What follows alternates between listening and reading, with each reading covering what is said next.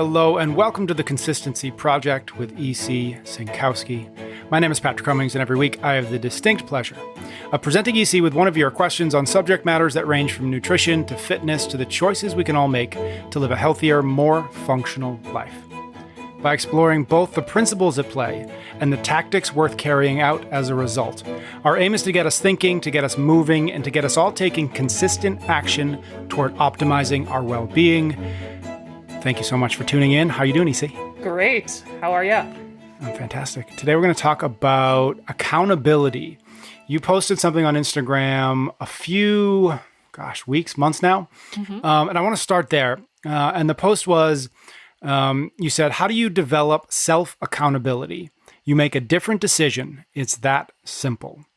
And so I want to start with really high level thinking about or seeing how you think about accountability. And I imagine when you talk to people about nutrition, when when people reach out to you, when you're giving your seminars and whatnot, one of the things that I imagine you hear a lot is, yeah, I know I should be eating 800 grams of vegetables and fruit every day. I know I should get to the gym 4 times a week. I know I should get to bed by 9:30. I just can't do it. I'm struggling to actually figure out how to do it. And probably what they're looking for is like, tell me the secret of how to do it, And so this post was really interesting because it in some ways that is the secret, right? That is the simple answer. It's make a different decision. But clearly, for whatever reason, people struggle with this. So where do you begin either talking to people about it? Where do you begin in your own life thinking about making better decisions, making more consistent decisions in the right direction? Yeah, I mean, that's actually where I would start in the fact that it's just so common. I mean, anytime I offer nutrition courses, of course, in education, and people always want to know, well, what about accountability? What about the accountability? How are you going to keep me accountable? People are only successful with nutrition if they have someone to be accountable to. And, there are some parts where I do think there is accountability necessary and good. But I also think there's another thing that we have to be worried about, and that's like always seeking this external accountability. And really, I want to caution people against the idea of wanting accountability in the long term. I said this last time, but it's like I love comparing nutrition to other endeavors. What other thing in your life are you looking for forever accountability for? I mean, building your own business, being a good person is a great example. Who's holding you accountable every day to be a good person, And so I think we have to think about that accountability, and always looking for external accountability for nutrition is ultimately at some point, it's going to be up to you. Yeah, that's interesting. The distinction between external and internal accountability. And I'm not entirely sure I've ever made that distinction for myself, but like what are the, I imagine there's, pros and cons or pros to both. And so like, how do you start thinking about, well, where can I get value from external accountability? And maybe what does that look like? And then how do you know when it's the right time to go, okay, well, actually I need more internal accountability? Yeah, totally. So, to be very clear, because it's my profession, I think coaches and courses are great.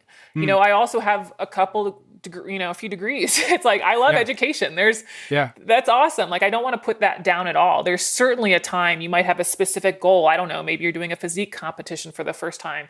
Whatever it is, there's certainly a time to dig in more to education and have a coach for a targeted period of time for a very specific reason. Awesome. It's when we want that accountability forever. It's like when we already know the answer. I already know why the 800 gram challenge is so powerful. I already did it and had great success. I already did macros and had great success. And then we continue not being able to do it is where there's the problem. Because, we really, again, want to develop this proficiency on our own. We shouldn't want to or need to have accountability externally forever. So I think there's an important distinction there. Yeah. Where, like, do you, why do you feel like it's so hard for folks to make that switch from external to internal whenever that time or whenever that context requires or demands of it? Yeah. I mean, I think it's interesting when I see the cycle of kind of the wanting external accountability forever. It's like, oh, I just need another coach, or I just need another book, or I just need another course. I actually think there's probably some other issues at play that have nothing to do with nutrition. And, I'm not a mental health expert, but I've been around nutrition long enough to know there's a lot of kind of mental, emotional issues with it. And sometimes I think they're masking as diet and accountability. And I see the long-term accountability want as a way to kind of subcontract out responsibility. You get to dissociate yourself from the process a little bit. You get to stand back and have somebody else also be in it with you. And therefore you a little bit lack of ownership and a little bit lack of, I don't know, just taking control of the situation. And just to give an example of this, I had a client who wanted to work with me one-on-one, and we were doing our intro call, and they let me know, they've had success with, I think, like 7, 8 coaches. Every time they have a coach, it's great, wild success. And then as soon as they don't have that accountability person, they slide. And they slid dramatically in terms of weight, not 5 pounds, like significant. And they wanted to sign up with me. And I was like, no way. No way. Because what am I going to do that's so different? I mean, at the end of the day, I might phrase things a little bit differently, but I'm sure we all were pushing you towards less processed foods, right? And more exercise and more sleep, like kind of the basics. So I told that person that I don't think it's a diet thing. I think there's, a psychological issue about holding yourself accountable, and that really this shouldn't be tackled with macros or 800-gram challenge. This should be tackled with, why do you keep having that pattern of not being able to hold yourself accountable? And so, I think it's when people are in that kind of long-term pattern that it's starting to come to grips with kind of, why are you in that long-term pattern versus, is it more fruit or is it more veggies that I need? Right. I think that's probably spot on for a lot of folks. Where in that position, and I don't know if you had this conversation with that individual who clearly needed a different solution or had a different problem than he thought he had. But where would you advise an individual who's maybe listening and thinking, you know what, that sounds at least a little bit like me. How do you start to get them? How do they start to get themselves to the root causes of maybe why they're running into trouble on that accountability end or that diet end or whatever? Like, is there a place that you can point them? Are there questions that you would suggest they ask themselves? Are there exercises or practices that you found useful for folks in that position? Yeah, I definitely think that it needs to be, for the most part, there's certainly simple things that I'm going to suggest, but for the most part, go to somebody who is psychologist, psychiatrist, mental health coach. There's tons of different levels of that qualification that I can't really speak to, but I think talking with somebody who's skilled in that arena is going to be a very valuable step. I actually took that idea of subcontracting out accountability from somebody I follow on Instagram who's a relationship coach. So nothing to do with, they're talking about like dysfunctional relationships, and you always hear about, your relationship with food. And so it just struck me so much that like we can kind of consider it that same way, that maybe with all these nutrition coaches, we're subcontracting out accountability. And that relationship person, they just talk about boundaries and self-care and self-love. And I think it's very true with nutrition too. Like if you keep telling yourself something that you're going to do for you and you don't do it, where is the boundary then in your life everywhere else, right? And we can, of course, take this to an extreme. There's going to be days that you just don't get your 800 grams in. But when it's this perpetual sort of, I know what I need to do and I'm not making any progress with my goals, I think it really speaks to some kind of those sort of self-worth, self-love, self-care, all these things that, you can maybe work through individually, sure, or get somebody to help you with in that sort of space. Yeah, it's interesting because on one hand, you're saying, and I don't think you're wrong, but you're saying like there are places that where a coach is very useful and helpful, and fill-in coach to course to school to whatever, right? The kind of education, and then there's a point where that's not, and then there is but what you're saying is like, make sure you figure out what the problem actually is to know what kind of what kind of, again, quote unquote coach you actually need to solve the actual problem versus the one that maybe is easy to identify or easy to talk about, which is, I feel like I should eat more vegetables and I just can't figure out how, right? Yeah, I mean, just to add on to that a little bit, like I do think there's so much crazy information in terms of nutrition that some of it is literally just education, or some of it is literally just like, let's try adding fruits and vegetables to the diet instead of eliminating beans. I do think there are just some simple ideas that are literally, or let's just create this habit, or let's do more food prep, or these are 5 recipes that you love that really do help a ton of people. And so that's where there is a distinction that sometimes it is just a re-education or a new approach, and then sometimes it's not. For folks who maybe are maybe a little bit closer to just needing accountability on the, again, nutrition, or again, it can be really anything, fitness, can be a lot of things, who maybe, which is another say, like, who don't maybe need to go to a psychologist, but are looking for some kind of accountability. Yeah. Where do they start to make some improvements short of getting a coach, short of committing to another course or reading another book? Is it that people are just continuing to wait or rely on, let's just say, motivation every single day to get this thing right, and then all of a sudden motivation disappears for 3 weeks and it's like, well, I don't know what just happened. Is that maybe at least part of or core issue that you find?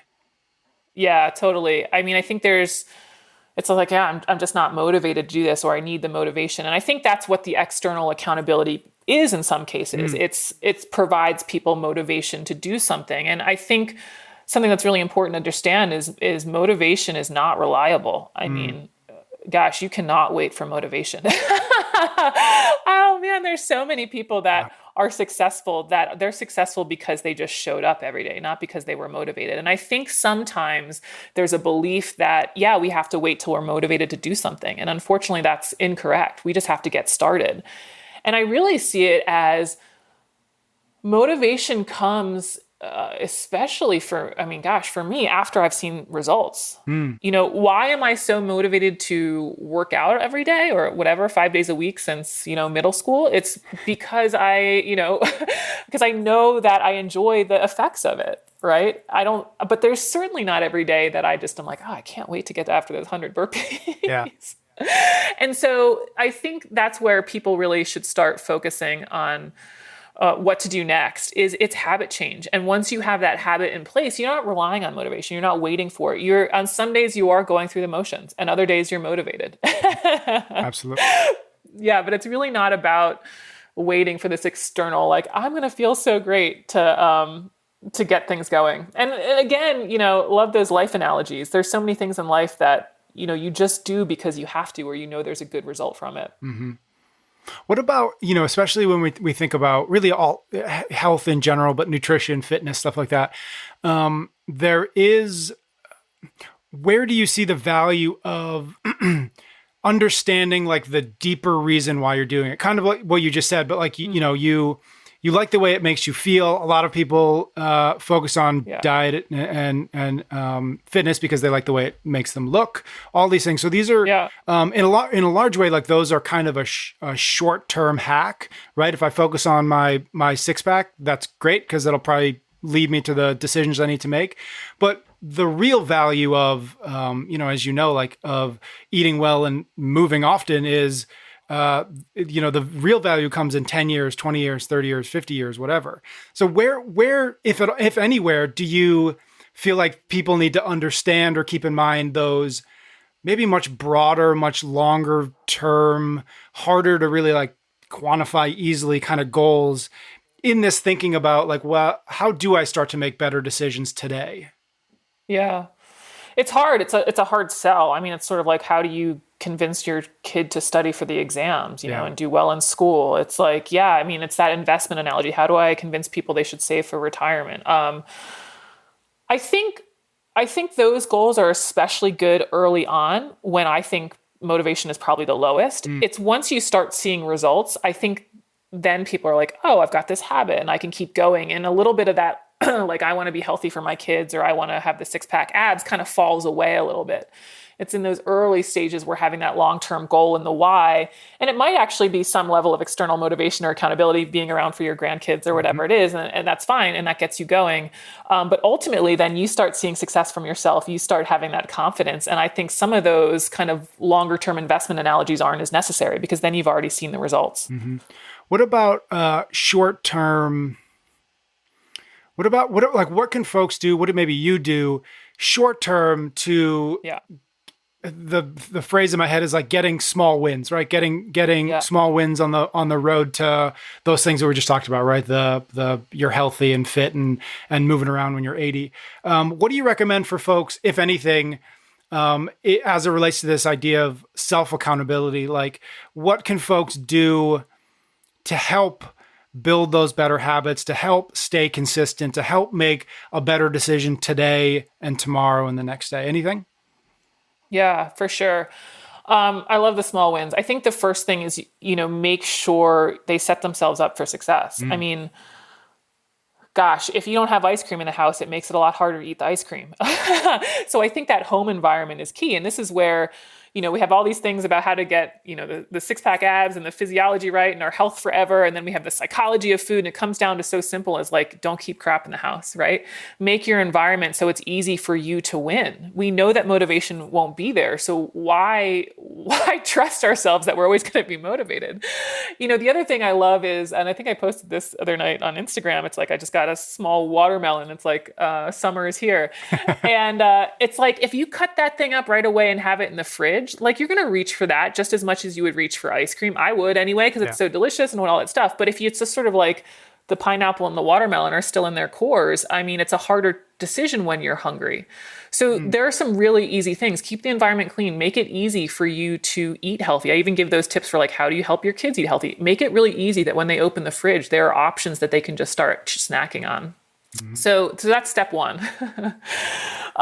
Step two, it's literally, you just have to start making a different decision. And I think this is kind of when you started off the conversation, it's like this magical idea about, or the magical process. And it's like, no, when it's actually time to make the different decision, you do. And at some point you're going to be sick of your old decisions. And that's when you start making a different decision. And how do you do it? You just do. Like, there's a store in town where they make delicious cookies. Guess where I don't go? Because I'm not going to put myself in that environment, like, don't go up the aisle where your favorite chips are. Don't buy the bag of chips that you can eat in one sitting. That's literally how you do it. You just have to start making it. And yeah, it is hard in the beginning. And then each little win, it kind of has this snowball effect. So I think one of the things that, that I think about in that, that snowball idea is, you start to, in a lot of ways, like you start to trust yourself more, right? You start to trust yourself that you can make the right decision time and time and time again, right? Back to that idea of consistency and teaching yourself that you're capable of being consistent. Is that gap? Do you see that gap often? That ability, and maybe that's kind of what we've been talking about, is just that ability to like make yourself a promise, right? I'm going to eat 800 grams of fruit and vegetable every day, and then actually keeping that promise. And the closer those two things go, the more the better off you're going to be, the better off you're going to feel. Does that make sense? It's huge, and that's all of it. And I think that's really where the coaching aspect in it comes into play with nutrition. And it's something that John Berardi of Precision Nutrition, it struck with me. I mean, I took his course, years and years ago, but it's like the thing I most remember the most. What does he start with his nutrition clients? A multivitamin every day. Why? Does he really think that the multivitamin is going to have this drastic effect on health? No, it's the fact that they are now doing something every day and showing themselves that they can stay consistent. That's sort of some of the methodology behind the 800 gram challenge. Now, I think the 800 gram challenge is a little more difficult than a multivitamin, but it's like, I want you to see success first. I want something that you can do. And do I think it's the best thing ever in all circumstances? No, but I need the win. I need the win so that I know that then I can push you a little bit harder. And it's exactly what you do with your athletes in the gym. You're getting them a muscle up or getting them a pull up. You don't keep kipping until you get it, right? You figure out what they can do and you get them there. Yeah. If you could figure out how to get 800 grams of fruit and vegetable into a pill, though, I really feel like you'd be onto something. I think you changed the world. They've already tried that in a lot of ways. That's true. All right. As we wrap up here, anything else maybe that I didn't ask or that's worth talking about as it relates to this idea of self-accountability, and maybe a little bit broader, the distinction between self-accountability and external accountability? Yeah, I guess I just want to say that, not everybody has to be a silo and a pillar of strength and self-accountability, right? Like, I've received external motivation elsewhere. I've held myself accountable due to external forces. So, I think it's appreciating that this is a balance, and that, yeah, you're going to have highs and lows of this stuff, and reaching out for help is definitely great. And then there's just times when there's this pattern that you also have to realize and be like, do I have to develop more self-accountability? And so there's definitely a balance there. Yeah, love that. All right, folks. Thanks so much for listening. We will be back next week with another episode of The Consistency Project. Until then, stay well.